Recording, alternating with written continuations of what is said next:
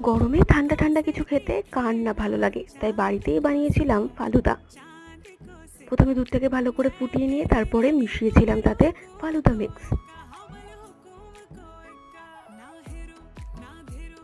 ফালুদা মিক্সটা কিন্তু ভালো করে দুধের সাথে মিশিয়ে নিতে হবে, তাই বেশ কিছুক্ষণ নাড়াচাড়া করে দুধটাকে ফুটতে দিয়েছিলাম। দুধটা ভালো মতো ফুটে গেলে গ্যাসটা বন্ধ করে ঠান্ডা হতে দিন।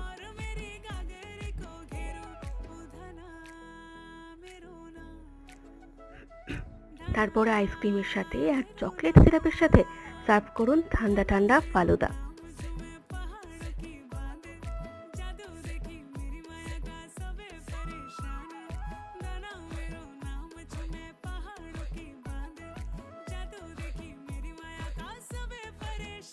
परेशान हुए तू जान तू पहाड़ की बांध तेरी नौपट